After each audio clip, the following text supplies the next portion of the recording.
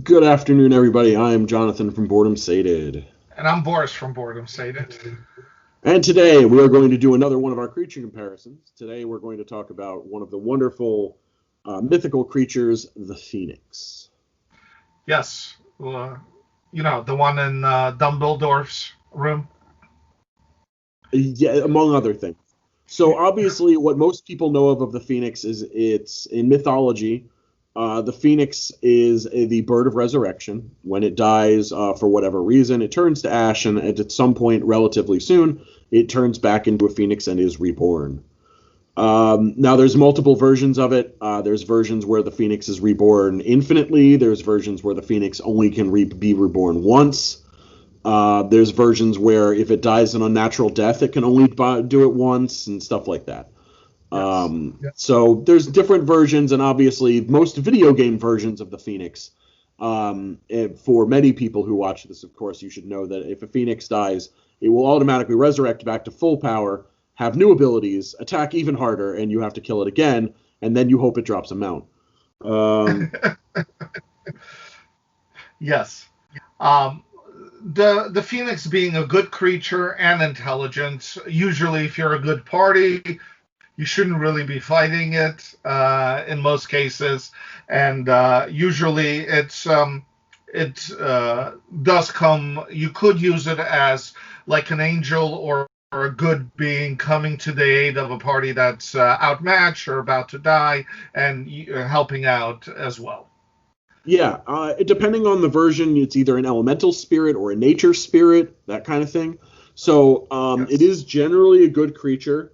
In We'll get to the alignment differences between Fifth Edition and D and Pathfinder 2 in a minute, but it's usually a nature creature, so it's usually on the good or at very least neutral side. Obviously, phoenixes are known for being firebirds and all that kind of fun stuff. Um, the one you see in Harry Potter is obviously a small bird, whereas the standard phoenix that most of us think of is generally a very large firebird. Right. And in both systems, it's gargantuan, so it's probably it's the size of a rock. Uh, okay, so yeah, it's a gargantuan creature. When you think of a gargantuan creature, in general, if you're looking at it on the mini scale, it takes up 4 squares, 4 by 4. You're looking at something that's probably 20 to 25 feet long, that kind of thing. Yes. So, let's go ahead and talk about the differences between the D&D version and the Pathfinder 2 version. Let's start by going over the creature level. In D&D, it is a CR 16 challenge rating, And then and in yeah, Pathfinder, path it's 15, so they're pretty much right on point of being almost identical. yes. Um, so obviously, both of them are going to be immune to fire because they are literally made of fire. They didn't decide to give any weaknesses to it in D&D, whereas in Pathfinder 2, they went more of the standard route for fire creature. Yes.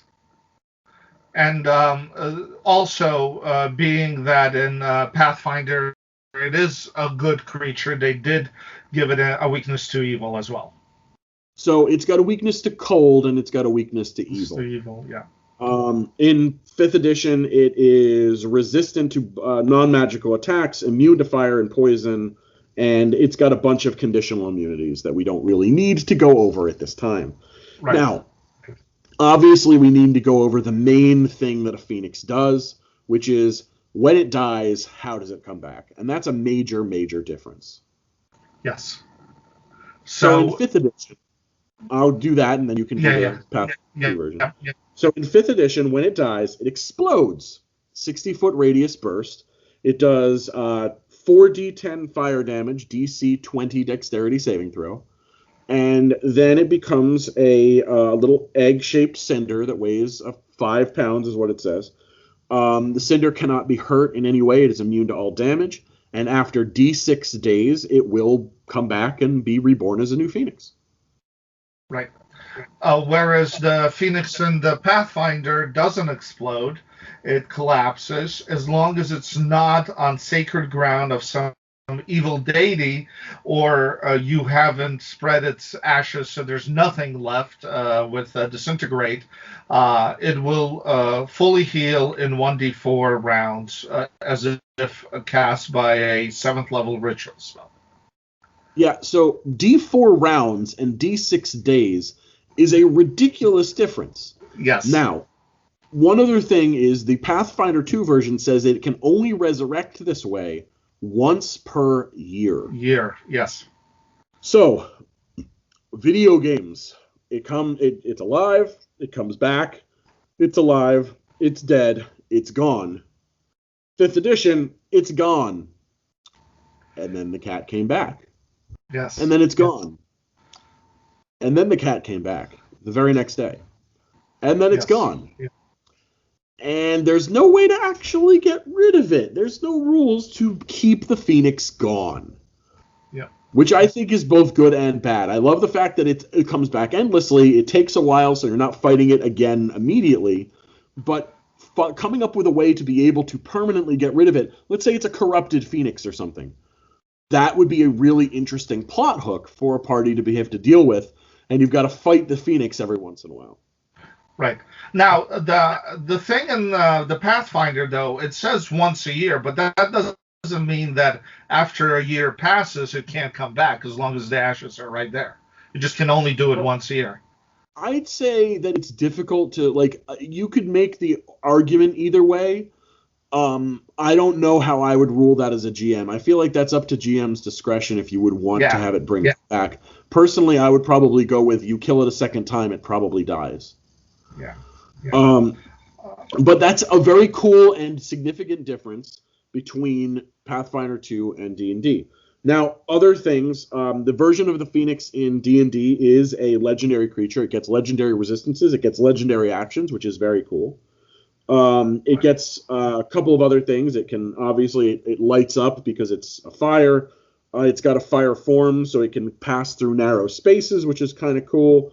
And its attack is nice. It does some extra fire damage, but overall, that's really the biggest boring thing about the Phoenix in 5th edition. No, the attack's kind of there.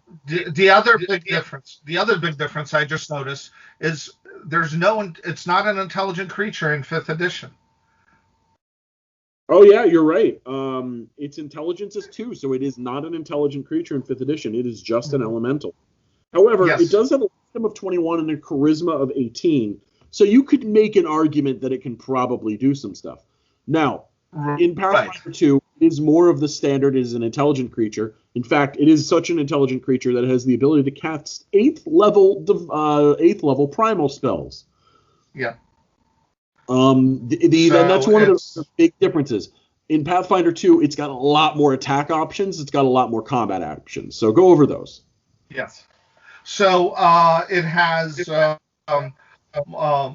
its standard melee of Beacon Talon. It also has a range Flame Jet, which does equivalent for its level in damage, and a reasonable to hit, also equivalent for its level. Then it has all of its innate spells, and it has a Flaming Strafe, which it flies at its speed through a group, doing damage to everybody within 20 feet of each of the squares that it's in that it flies through. Yeah, and all of those are very cool and interesting abilities.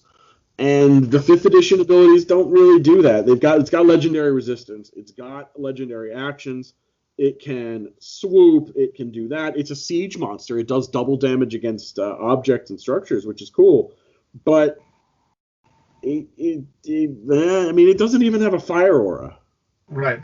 No, that's true. So and, I don't know. I feel obviously has a fire aura. Right. No, it does. It has Shroud of Flames. So I know 20 feet. That's why I said. Yeah. So the I don't know. I feel like they really took away the mythology of the Phoenix in 5th edition to a degree. And in Pathfinder, I think the innate spells maybe put it a little bit too much over the mythology that you're used to. But I feel if you take away the innate spells, the Phoenix in the Pathfinder is closer to what you would think of in a mythological creature than the 5th edition. Well, most phoenixes that I think of still don't talk, but they're like the wisdom and the charisma are very high in the 5th edition version, so I can still see that being more like the pet. And also, it's neutral in 5th edition as opposed to being a good creature. It's more of just elemental. It's a neutral powerhouse. I think there's a lot of really cool things that can be worked with that. It would still definitely be a creature that would show up as something helpful, or because it could be a guardian of something it's being told to guard. And the reason why it doesn't have a high intelligence is because you can't reason with it. And that's another thing that elementals in general, you usually can't reason with elementals. So both versions have their thing. I really like the fact that you can't technically kill the version in 5th edition, but I wish there was a way to be able to do it permanently. The one in Pathfinder 2 seems a little bit more like a video game Phoenix, but Right.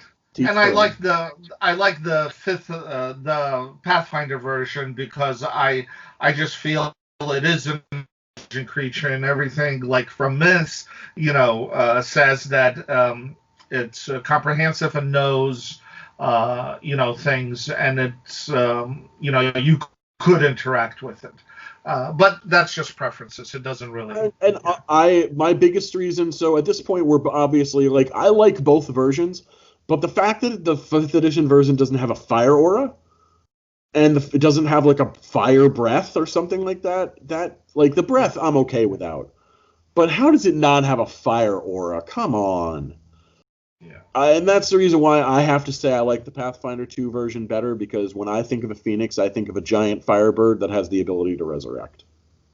Yeah. And I also like the Pathfinder version for the reasons I stated.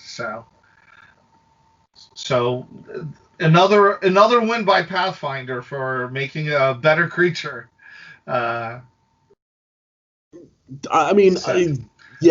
feel like if the 5th edition did a little bit more than the fire, I would like that better, because I always like the legendary actions and things. Anyway, Tell us your opinion. Let us know if you fought a Phoenix. Let us know which one you think is better, or do you think that it's better to have it be more of a beast rather than a mythical creature, a mythical beast as opposed to a mythical, more intelligent kind of thing. Have you fought a Phoenix before? What happened when you did? Did you have a Phoenix fight on your side before? Because I think Summon Phoenix is actually a thing. Yes. Yeah. And please like, comment, subscribe, hit the little bell to let you know when we do videos. We do try to do at least 2 videos a week. So I'm Boris from Boredom Sated. I'm Jonathan from Boredom Sated, and I hope you guys had fun, and we'll see you guys next time. Bye.